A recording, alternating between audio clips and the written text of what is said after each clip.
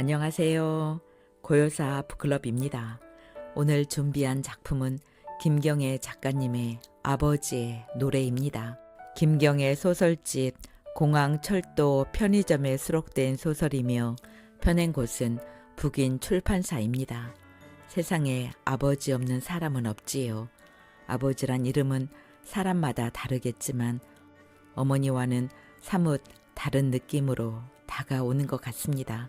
이 작품엔 아빠의 청춘이라는 노래가 나옵니다. 이 세상에 부모 마음, 다 같은 마음, 아들, 딸이 잘 되라고 행복하라고. 그럼 김경애 작가님의 아버지의 노래 속으로 들어가 보겠습니다. 구독과 좋아요 부탁드립니다. 편안한 시간 되세요. 아버지의 노래, 김경애. 아버지는 늘 술에 취해 있었다. 학교를 마치고 집으로 돌아올 때면 대문 밖 마당부터 아버지의 흥에 겨운 노랫소리가 들려왔다. 정말이지 하루도 빠지지 않고 술을 마시고 흥얼거렸다. 그때는 특별히 그게 싫지도 않았다. 너무 익숙해져서 당연하다 생각될 정도였다. 술에 취해서 욕설을 퍼붓고 폭력을 행사했다면 끔찍이 싫어했겠지만 내 아버지는 그러지는 않았다. 살아남기 위해서 길을 쓰고 살고 있는 나는 술은 입에도 대지 않는다. 술 냄새를 풍기고 띵띵 부은 얼굴로 청진기를 목에 두른 의사를 만나는 건 상상도 할 수 없다. 내가 이런 모습으로 숨 가쁘게 살아간다는 건 전혀 예상치 못했던 일이다. 그래도 이 일을 하면서 그녀를 만난 건 내게 내려준 축복이 아닐까 싶다. 특별히 학벌도 좋지 않고 배경도 없는 내가 할 수 있는 건 샐러리맨이 되는 길이었다. 영업에도 여러 종류가 있지만 불특정 다수의 사람들을 만나야 한다는 조건 속에서 혹시라도 아는 사람을 만날 수도 있다는 소심함 때문에 나는 제약회사의 영업을 택했다. 그래도 배울 만큼 배우고 어느 정도 인격 형성이 이루어진 의사들을 상대하는 게 낫겠다는 내 생각은 전혀 옳지 않았다. 내가 내린 결론은 사람은 다 거기서 거기고 사람 마음은 비슷하다는 것이다. 그렇다고 해서 그게 위안이 되진 않았다. 병원에서 마주치는 최신 유행 스타일의 양복을 빼입고 명품 제품의 커다란 서류 가방을 메고 다니는 젊은 남자들 중에 하나가 나다.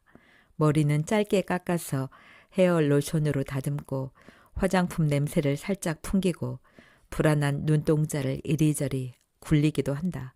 의사의 진료 시간을 참을성 있게 기다렸다가 가볍게 인사를 하고 재빨리 몇 마디 말로 내 목적을 얘기하고 비굴한 웃음을 보이는 짓을 하면서 보낸 수많은 날들이 있다. 그녀는 내 영업 대상인 내과 소속 담당 간호사 중 제일 연차가 낮은 막내였다. 병원 안에서 여의사나 간호사와의 연애 금지가 있는 건 아니지만 그런 일은 거의 일어나지 않았다. 사람들은 대개 자기와 같은 부류의 성향을 가진 사람을 좋아하게 마련이었다. 연애나 사랑에서도 마찬가지였다. 나는 어떤 식으로든 주목받는 게 싫어서 우리 집에도 회사 동료에게도 그녀의 존재를 알리지 않았다. 3년 동안이나 그런 내 태도에서 진심을 의심할 수도 있었는데 그녀는 나를 견디어 주었다. 그런 그녀와 한평생을 살아도 좋다는 마음이 생겼다. 그리고 먼저 결혼 얘기를 꺼냈다. 그녀의 집에서 나를 보고 싶어 한다고 했다. 아직은 결혼할 마음이 없었지만 그녀 쪽에서 먼저 꺼낸 얘기를 거절하고 싶지 않았다. 그녀야말로 첫 번째 사랑이자 마지막 사랑이라고 여겼다. 여자에 대한 환상 같은 건 없었다. 여자란 유물이야. 아버지가 내게 준 단 하나의 가르침이 있다면 여자에 대한 불신이었다. 그 집에서의 마지막 날밤 술에 취한 아버지가 내게 대단한 가르침이라도 주는 것처럼 여자란 유물이니까 절대 넘어가서는 안 된다고 거듭 강조했다. 동정을 지키고 있는 어린 아들에게 썩 어울리지 않는 교훈이었지만 다른 어떤 말보다 깊이 다가왔다. 그리고 그 요물로 인해 우리 집이 아버지가 폐가 망신했다는 걸 알았다. 구체적인 내용은 몰랐지만 너무 실망스러워서 아버지 얼굴을 쳐다보고 싶지도 않았다. 그래서였는지 나는 여자에게 쉽게 다가서지 못했다. 언제 요물로 변할지 모른다는 두려움이 있었는지도 몰랐다. 우리 가족에게 그녀를 인사시키는 건 별 문제 없다. 그녀와의 관계를 허락받는 게 아니라 통보를 할 작정이었다. 어차피 내가 결혼하고자 마음먹은 여자를 반대할 권리를 우리 집에서 아버지가 갖고 있지 않다고 나는 생각했다. 다만 무덤가 옆 비닐하우스 집을 그녀에게 보이고 싶지 않았다. 지금이 어느 시대인데 무덤가 옆 비닐하우스란 말인가.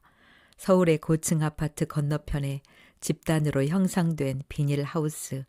한겨울에 산불이 나면 곧잘 텔레비전 뉴스로 나오고 하루의 최저 생계비로 고달픈 삶을 살아가는 사람들이 사는 곳이라면 덜 부끄러운 생각이 들까. 행정구역상으로는 경기도에 속했지만 서울과는 경계를 이루고 있어서 우리 동네는 좀 특이한 생활 방식으로 살아갔다. 본업이 농사이지만 버스를 타면 서울, 그것도 서울의 중간 도시로 쉽게 갈 수 있기 때문에 여자들은 밭에서 기른 푸성퀴를 잘 묶고 다듬어서 서울의 시장에서 팔았다. 그것은 부지런하기만 하면 현금을 꽤 만지게 했다. 새벽이면 동네 여자들은 광주리와 짐 보따리를 들고 동네를 빠져나갔다. 우리 집에선 엄마 대신 할머니가 그 일을 했다. 아버지를 비롯한 남자들은 농사를 짓기도 했지만 직장 생활을 병행하는 사람도 많았다. 하루 일하고 쉬는 소방관, 아파트 경비, 이삿짐 센터 직원과 같은 일을 하며 쉬는 날엔 부지런히 들판에 나갔다. 도시 생활과 농촌 생활이 적당히 어우러져 있었고 도회적인 것을 동경하는 분위기가 강했다. 동네는 곧 재개발 붐과 함께 땅값이 그야말로 금값이 됐다. 필요할 때마다 땅을 팔아먹고 나중엔 아예 모든 걸 팔고 목돈을 쥐고 서울로 나가는 사람들도 있었다. 아버지가 그렇게 하지 않은 이유는 딱 한 가지였다. 조상의 무덤이 있는 선산을 두고 떠날 수 없다는 것이었다. 코웃음을 칠 일이었지만 그게 아버지의 생각이었다. 양지바른 너른 터에는 할아버지와 할머니를 비롯한 몇 개의 무덤들이 있었다. 자랑할 만한 일은 아니지만 할아버지가 머슴까지 해서 일궈놓은 땅이었다. 얕은 동산은 햇볕이 잘 들어서 추석 때 성묘를 하러 가면 어른들은 돗자리를 깔고 술을 마시고 어린 애들은 뛰어놀기에 안성맞춤이었다. 물론 아버지는 술에 취해서도 낫으로 잡초를 베어가며 무덤가를 정성껏 가꾸었다. 어린 나이였지만 나도 나중에 죽어서 여기에 묻힌다면 괜찮을 것이라는 생각이 들 정도로 평화롭고 따뜻해 보였다. 한낮에 잘 가꾸어진 넓은 잔디밭에 누우면 파란 하늘의 흰 구름이 조금씩 움직이는 게 보였고 눈이 부셔서 눈을 감으면 곧장 스르르 잠이 왔다. 그런데 거기에 비닐하우스 집을 짓고 살게 될 줄은 꿈에도 몰랐다. 새집 짓고 3년 나기 어렵다는 옛말이 있는 것처럼 우리 집이 그랬다. 할아버지의 무덤가에서 고층 아파트가 보일 무렵 아버지는 새집을 짓겠다고 했다. 그 주변이 대단위 아파트 단지로 변해가고 있었다. 땅값은 계속 엄청나게 올라갔다. 새집을 짓기 위해서 아버지는 밭을 팔았다. 그래도 아직 목돈으로 바꿀 수 있는 땅은 많이 남아 있었다. 넓은 마당, 소외양간, 우물까지 있는 우리 기와집은 어렸을 때의 기억이라 그런지 아주 크게 생각된다. 나는 집이 그렇게 쉽게 지어지는지 처음 알았다. 학교 갔다가 돌아오면 새 집은 쑥쑥 커져갔다. 지금도 그 집을 잊을 수가 없다. 나는 새로 지은 집이 너무 좋았다. 그 집을 떠나서도 한동안 나는 꿈에서 그 집에서 살았고 잠에서 깨어나면 화가 나서 참을 수 없었다. 그 집과 함께 내 꿈도 사라진 게 아닐까 해서 불안했다. 난생 처음 침대와 컴퓨터 책상에 갖춰진 내 방에서 잘하지 않던 공부를 한다고 책을 펴놓고 책상에서 엎드려 자던 그때 난 고3이었다. 그때부터 내 꿈도 아버지의 꿈도 변하기 시작했다. 그전까지 아버지는 꼭 좋은 대학을 가라는 것도 아니고 그저 내 실력에 맞게 대학에 다니다 아버지가 늙으면 아버지가 하던 일을 하라는 식이었다. 나도 그럴 생각이었다. 가끔 술에 취해 노래를 부르는 남자의 인생이 그다지 나빠 보이지 않았다. 인생에 커다란 목표나 꿈도 없었고 아버지처럼 사는 것도 나쁘지 않다고 생각했다.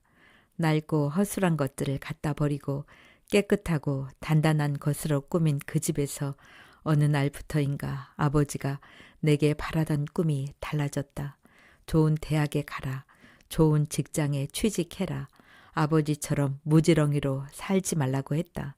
그리고 그 꿈은 아버지가 먼저 실현했다. 1년에 한두 번 입을까 말까한 양복을 차려입고 아버지는 출근을 하기 시작했다. 부동산 사무실이었다. 아버지의 돈으로 아버지의 이름으로 된 사무실에서 아버지는 새 인생을 즐겼다. 트럭 대신 그랜저를 몰고 커피 믹스 대신 원두 커피를 마시고 맛집을 찾아다니며 입맛에 호사로움을 즐겼다. 문제는 아버지가 말한 요물이 아버지 곁에서 아버지의 단물을 빼먹고 있다는 사실을 아무도 모르고 있었다. 그녀의 집으로 가는 마음이 무거웠다. 아무것도 내세울 게 없는 내가 할 말이 없었기 때문이다. 사랑하니까 결혼을 허락해 달라는 말은 낯간지러웠다. 그리고 그녀의 진심도 의심스러웠다. 나를 사랑해서 결혼한다는 게 어쩐지 위선 같았다. 겨우 나 하나 먹고 살 정도의 능력, 보탬이 돼줄 수 없는 집안, 남자로서의 특별한 매력도 없는 나, 우울한 기분이 들었다. 백화점에서 그녀와 만나 과일 바구니를 샀다.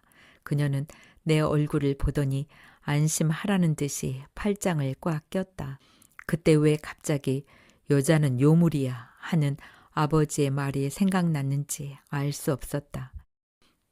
그녀의 집 지하 주차장은 한 세대당 2대의 주차 공간이 있어서 그런지 차를 댈 곳이 많았다.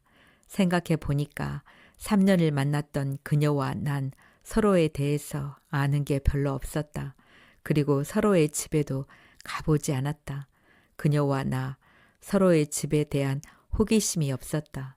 이른 출근과 늦은 퇴근 때문에 그녀는 차를 가지고 다녔으나 나 역시 차가 있었다. 서로의 차를 가지고 만나서 저녁을 먹고 헤어지고 굳이 집으로 데려다 줄 만한 계기도 없었고 요구하지도 않았다. 그녀와 나 서로 자신의 집을 보여주기 싫어했음이 이제 분명해졌다. 나는 비닐하우스 집도 내가 혼자 사는 원룸도 그녀에게 보여주기 싫었고 그녀는 지나치게 풍요로운 자신의 집을 내세우고 싶지 않았던 것이다. 현관문을 여는 그녀의 어머니는 너무 젊었다. 주름이 없는 매끄러운 얼굴이었다. 보톡스나 성형을 하지 않았을까 하는 의심이 들 정도의 부자연스러운 젊음이었다. 체격이 왜소한 편인 그녀의 아버지는 입에 힘을 꽉 주고 눈으로 나를 맞았다. 넓은 거실, 밝은 조명, 실내와 바닥으로 느껴지는 대리석의 딱딱함, 호의적이지 않은 분위기. 집이 누추해서 그녀의 어머니가 인사치레로 입을 열었다. 나는 얼굴이 빨개졌다. 그러면 우리 집은 뭐라고 해야 할지 자격지심이 일었다. 그녀는 그저 내 옆에 앉아 얌전하게 고개를 숙이고 있다. 무릎 위까지 올라간 원피스 아래로 내려온 다리가 희고 매끄러웠다. 무심한 표정의 그녀가 왠지 서운했다. 일하는 여자가 차를 내왔다. 하동에서 온 발효차인데 오늘 같은 날에 마시면 좋다고 그녀 어머니가 찻잔을 내 앞으로 바짝 밀었다. 나는 고개를 까딱 수그리고 차를 한 모금 마셨다. 커피를 마시고 싶었다.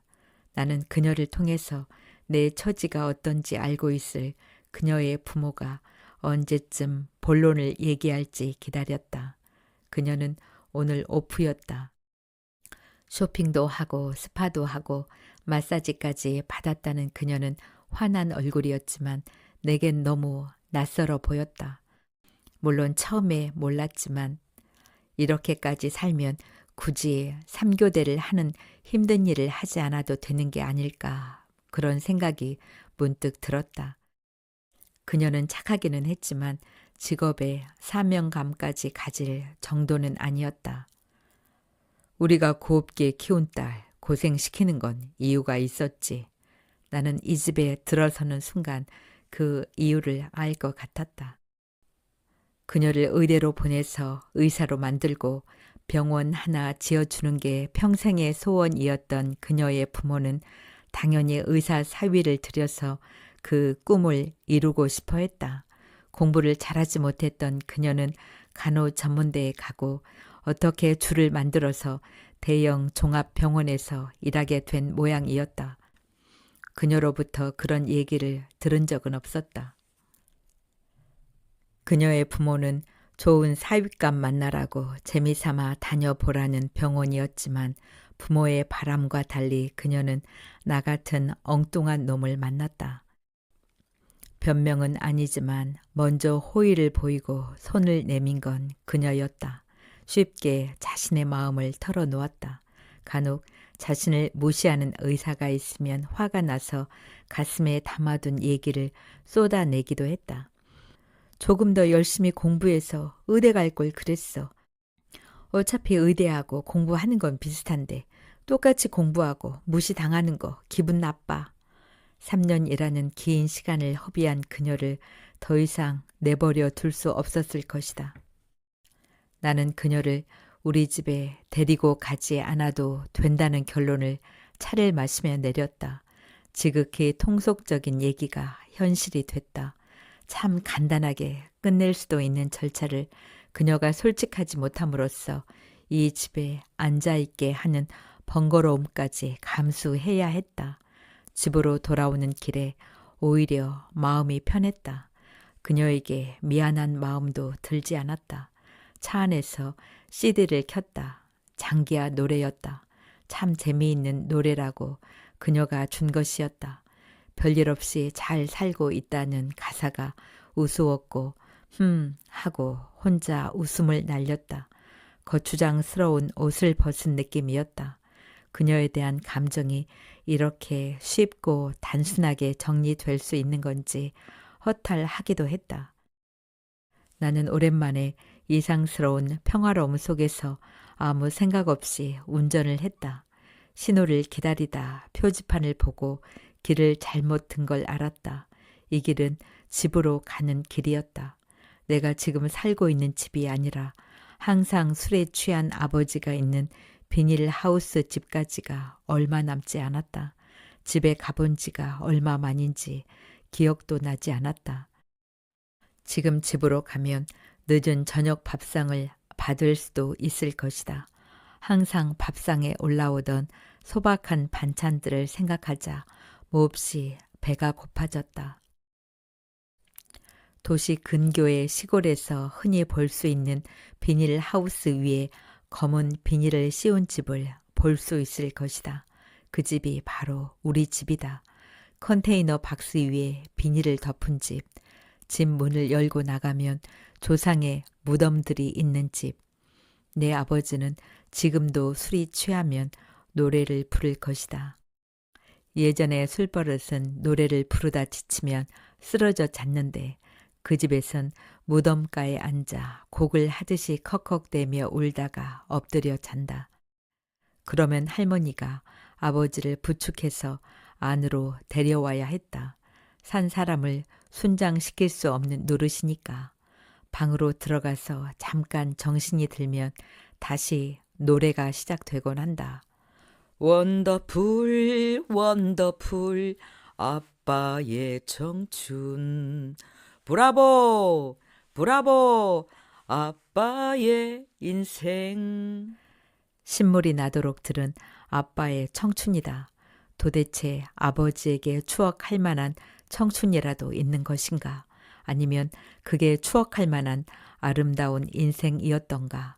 아니면 그럼에도 불구하고 순수한 사랑이었다고 되새기고 싶은 것인가? 동네는 도심의 변두리 분위기였지만 예전 모습은 찾을 수 없었다.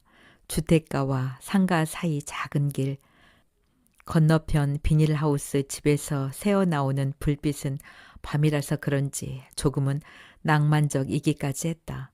대낮에 보는 그것은 생뚱맞음 그 자체였다. 비닐하우스 집 근처에 차를 댈 곳이 없었다. 5층짜리 상가와 주택이 들어찬 거리는 사람들의 왕래는 별로 없어도 주차해놓은 차들은 빽빽했다. 나는 천천히 주택가로 들어섰다. 나는 그저 적당한 곳에 차를 세우고 집에 들러 저녁만 먹고 가려고 했다. 차를 좀 더 안쪽으로 들이미는 순간 그 집이 턱하니 나타났다. 흰 창살 너머로 넓은 잔디밭이 보이고 나무 계단을 오르면 현관이 나타나고 2층 베란다에 환히 불이 켜진 집. 그날 이후로 한 번도 와보지 않았다. 오고 싶지도 않았다. 때문에 비닐하우스 집을 짓고 이 집 근처로 이사온 아버지를 도저히 이해할 수 없었다. 이 집을 남에게 넘기고 갔으면 그걸로 끝이지 왜 다시 돌아온 것인지. 동네 원주민 중 보상받은 돈으로 상가나 다세대 주택을 짓고 아직도 슈퍼 앞 정자에 앉아서 지난날 얘기로 시간을 보내는 아버지의 친구 노인네들이 덜어는 있었다.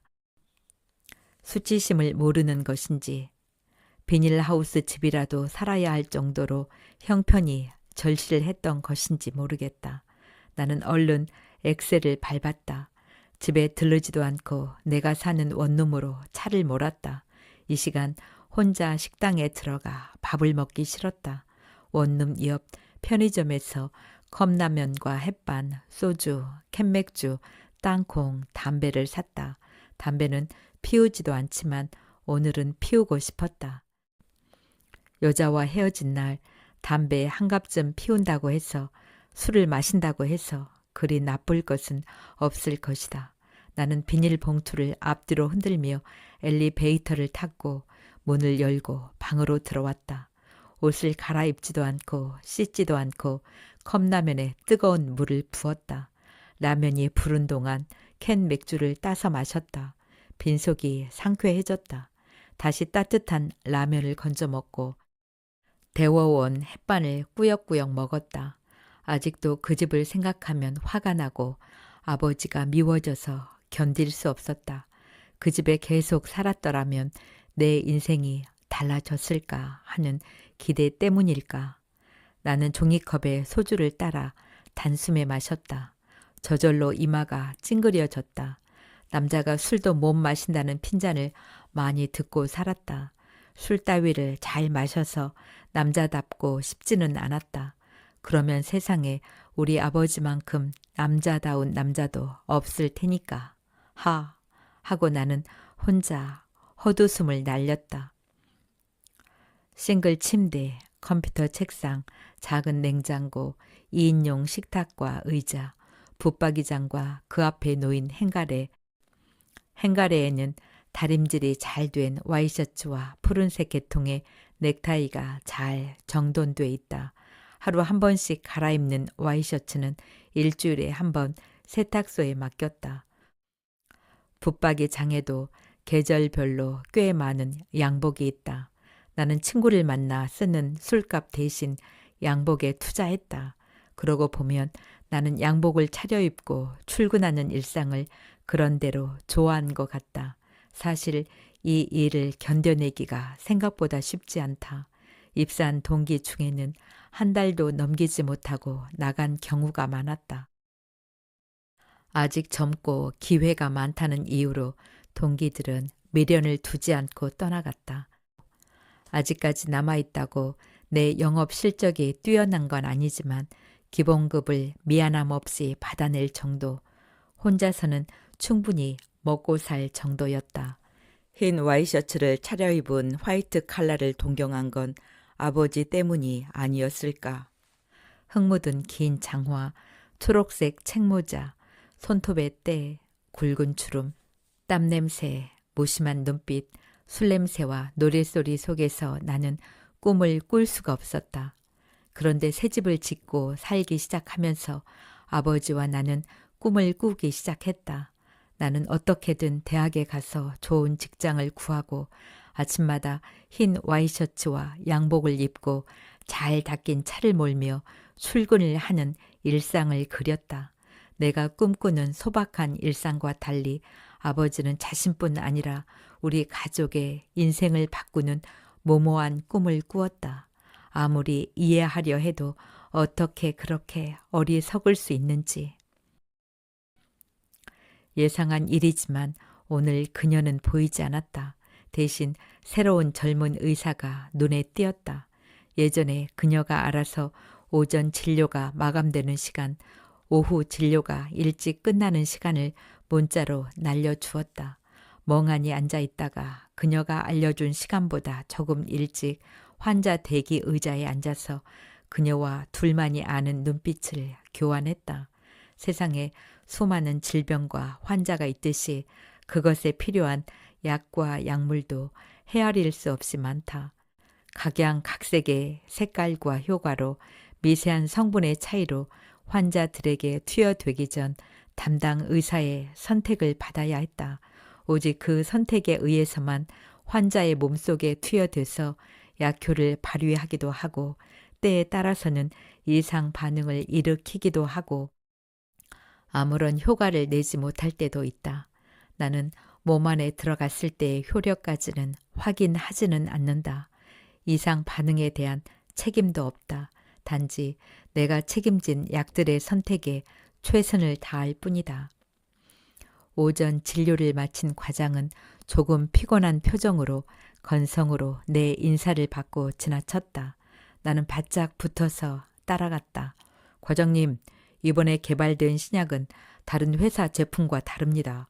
위에 부담이 전혀 없는 데다 소화 기능까지 있어서 소화제를 따로 추가하지 않아도 됩니다. 그만큼 양이 줄어드니까 환자들이 좋아할 것입니다. 나는 과장 옆에 달라붙어 그의 귀에 대고 말했다. 노인네들은 약의 양이 많은 것을 좋아해. 과장은 표정 없는 얼굴로 눈길도 주지 않고 말했다. 나와 같이 과장의 옆에 서서 걷던 젊은 의사가 고개를 돌리며 웃음을 참았다. 과장님, 그리고 포도당도 단가가 싼 게 나왔습니다. 프로테이즈는 올라갔는데 용량이 적어서 시간은 빨라지고 회복 속도도 빠르고.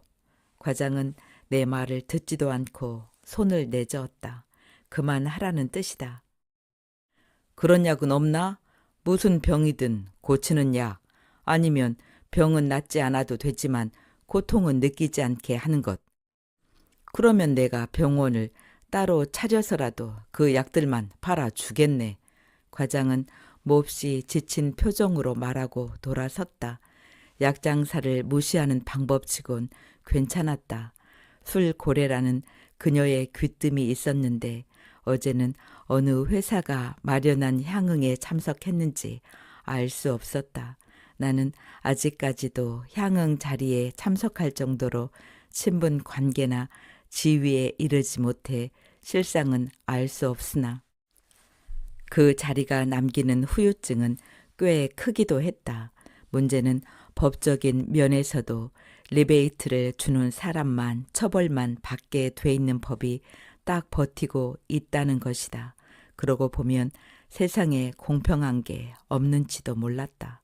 과장은 약속이 있어서 다음에 라는 말을 남기고 빠른 걸음으로 계단을 내려갔다. 나는 정중하게 사라지는 뒷모습에 인사를 했다. 아직도 웃음이 남아있던 젊은 의사는 과장을 따라가지 않고 멈춰 서서 내 얼굴을 쳐다봤다. 혹시 젊은 의사가 망설였다. 그렇지 않아도 과장 옆에서 계속 나를 쳐다봐서 신경이 쓰였었다. 젊은 의사 가운 주머니에 색색의 형광펜이 가득 꽂혀 있었다. 저 형광펜으로 차트에 밑줄을 긋는 그들의 일과 몰입을 부러워했다. 젊은 의사는 내 이름을 말했다. 그리고 비닐하우스 집이 있는 동네의 이름을 알고 있었다. 그와 난 초등학교와 중학교 동창이었다. 이런 일은 전혀 예상치 못했다. 반갑다. 그는 쉽게 말을 놓았지만 나는 어색했다. 그래서 입을 꾹 다물고 있었다. 다행히 그에게 콜이 들어왔고 그는 빨리 가야 했다. 하지만 그는 내 핸드폰 번호가 있는 명함 하나를 들고 돌아섰다. 찜찜한 기분이었다. 문자가 왔다. 그녀였다. 미안하다고 했다. 참 쉬운 이별이었다. 그럴 거였으면서 그렇게 쉽게 갈 거면서 빤한 결과를 알고 있으면서 왜 나를 집까지 데리고 갔는지 도저히 용납할 수 없었다. 나는 문자를 지웠다. 일이고 뭐고 다 귀찮았다. 낮술이라도 한잔 하고픈 마음이었다. 나도 별 수 없는 그렇고 그런 남자였다. 사람들 눈치 안 보고 편히 마실 수 있는 술집이 어디일까 머리를 굴렸다. 여전히 복잡하고 시끄러운 병원 1층 로비를 걸어 나올 때 누군가 어깨를 쳤다. 동창이라는 의사였다. 어디가? 그냥 뭐. 나는 느닷없는 동창이란 녀석의 출연에 놀라서 얼버무렸다. 나 지금 퇴근인데 밥 먹으러 가자. 당직 근무를 했는지 자세히 보니 놈의 눈이 충혈돼 있었다. 거절했어야 했는데 그러지 못했다. 작은 동네라서 놈의 존재는 확실했다. 공부를 잘했고 그래서 언제나 반장을 도맡아 했던 놈이다. 의대까지 갈 정도로 실력이 좋았는지 모르겠다. 놈의 집도 땅을 팔고 떠났던 집들 가운데 한 집이었다. 밤이면 술을 파는 호프집은 낮에 점심을 먹으러 오는 근처의 직장인들로 북적였다. 점심 메뉴를 날마다 바꾼다는 이유로 나도 다른 사람과의 합석을 마다하지 않고 자주 밥을 먹었다. 놈도 자주 왔었는지 맨 구석 쪽으로 먼저 자리를 잡고 들어 앉았다. 한잔 해야지. 내 의견은 물어보지도 않고 소주를 시켰다. 대낮에 소주를 마시냐면서도 주인 아저씨는 얼른 소주잔 2개를 내려놓았다. 어두컴컴한 술집에서 낮에 마시는 소주는 사람을 쉽게 취하게 했다. 투명한 잔에 따라 놓은 맑은 소주를 내려다 보면 참 사는 게 아무것도 아닌데 하는 감상에 쉽게 빠졌다. 그래서 아무것도 아니니까 잊어버리자고 했던 그녀가 떠올랐고 보고 싶었다. 그리고 목소리라도 듣고 싶었다. 그냥 한 번만 더 보고 싶다는 그리움이었다. 이래서 나는 술은 절대 마시지 않아야 했다. 아버님 잘 계시니? 놈의 목소리가 날아와 귀에 꽂혔다. 당연히 나는 대답할 수가 없었다. 전화라도 했을 수도 있지만 나는 전화조차 하지 않았다. 충격으로 먼저 세상을 떠난 엄마였다. 여동생이 가끔 집에 들러 할머니와 아버지를 챙길 것이다. 나이에 비해 정정한 할머니가 오히려 아버지를 챙겨줄 정도여서 나는 신경 쓰지도 않았다. 나는 대답을 안 했다. 혹시 놈이 우리 집 얘기를 아는 건 아닐까 부끄러워졌다. 너네 아버지는 건강하시냐? 나도 예의상 놈의 아버지의 안부를 물었다. 너네 아버지 안 좋은 거 알아? 놈이 내 눈치를 보며 말했다. 갑자기 소주가 안에서 콱 하고 멈춰 서버린 느낌이었다. 무슨 말이야? 뭔가 복잡한 게 싫었다. 병원에 아는 사람이 있는 것도 싫고 더군다나 내 아버지의 안부를 묻는 사람을 마주하는 것도 싫었다. 나도 드디어 이 일을 그만두어야 할 때가 된 것 같았다. 놈 앞에서 나를 파는 짓을 보여주고 싶지는 않았다. 더구나 그녀를 떠올리기 싫어서라도 그만두는 게 최선이었다. 얼른 자리를 끝내고 일어서고 싶었다. 힘드시다는 것 같더라. 아버지가 내가 있는 우리 병원으로 오라고 했는데 싫다고 하셨대. 나는 놈의 말을 잘 알아들을 수 없었다. 우리 아버지가? 아버지란 말을 입에서 꺼내는데 몹시 낯설고 어색했다. 그래, 몰랐어? 놈은 그럴 줄 알았다는 표정이었다. 집에서 할 일 없는 놈의 아버지는 아직도 매일 아침밥을 먹으면 차를 몰고 그 동네로 출근을 한다는 것이다. 거기 아직도 자리를 지키고 있는 부동산 사무실이나 경로당에서 점심을 먹고 지난 시절에 무용담을 늘어놓다가 이른 저녁 집으로 온다는 것이다. 그러면 아마도 아버지와도 자주 얼굴을 보았을 것이다. 그리고 우리 집에 내력도 들었을 것이고 나는 얼마 남지 않은 소주를 마저 털어 따랐다. 결혼은 안 해? 내가 아버지 얘기를 피하자 놈이 말을 돌렸다. 의사가 이렇게 한가하게 대낮부터 술이나 먹으면서 남의 사생활에 신경 써도 되나 싶었다. 그런데 뒤이어 나온 놈의 말이 나를 놀라게 했다. 그녀와 나의 관계를 알고 있었다. 소문이 쫙 났는데 어떻게 모를 수가 있냐는 표정이었다. 나한테 관심 갖지 말고 너 얘기나 해봐. 나는 놈을 비웃었다. 놈은 자기는 너무 평범하고 매일 똑같은 생활뿐이라서 할 얘기가 없다는 거였다. 그리고 진작부터 내가 병원에서 얼슬렁거리는 것을 보았다는 것이다. 자기는 아직 인턴이라서 외래는 하지 않지만 가끔 과장님을 찾아왔을 때 나를 봤다는 것이다. 이제 그런 것쯤은 아무렇지 않았다. 어차피 그만두게 될 것인데 상관없었다. 놈이 내게 관심을 갖는 이유가 궁금했다. 그냥 지나치고 가더라도 그만일 텐데 말이다.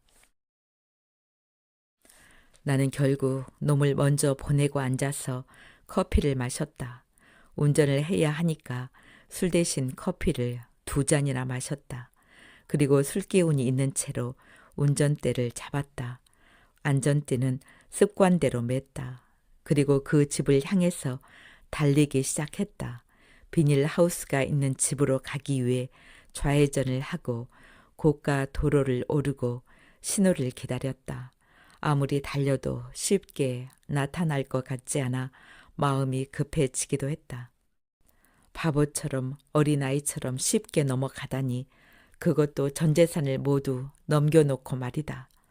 초등학교 교사 출신이라던 중년의 여자는 아버지뿐 아니라 놈의 아버지에게도 아니 동네의 사람들에게 상가의 건물주가 돼서 임대료로 남은 인생을 즐기라고 부추겼다. 얼마나 근사한 말인가. 5층 상가 건물을 새로 짓기 위해 혹은 사기 위해 담보로 들어갔던 재산을 날린 사람은 여럿이었다. 그렇지만 아버지처럼 집과 땅을 모두 날리지 않았다. 아버지는 3층짜리라도 작은 것 하나를 더 마련하기 위해 모두 털어놓았다. 그 작은 것은 자식을 위해서였다. 정말 나를 위해서였을까? 특별히 공부를 잘하지도 않고 싹수도 보이지 않는 나를 위해서 그렇게 했단 말인가? 혹시 그 여자 때문은 아니었을까? 초등학교 교사 출신이라는 여자는 조신하고 우아해 보였다. 여자의 환심을 사기 위해 여자의 믿음 때문에 모든 걸 맡겼던 건 아닐까. 여자의 부동산 사무실이 근처에 있었다. 그렇다면 아버지가 다시 되돌아온 것도 여자 때문이 아니었을까? 여자는 유물이지만 어쩔 수 없지 않다는 것 아닐까? 아버지에게 마지막으로 진실이 무엇인지 따져 묻고 싶었다. 그러면 아버지를 미워하든 용서하든 나도 내 마음속 한쪽에 가지고 있던 한 덩어리는 내려놓을 수 있을 것 같았다. 그런데 아버지가 아프다고 오래 가기 힘들 거라고 했다. 나는 계속 엑셀을 밟고 노란 신호등에도 지나쳤다.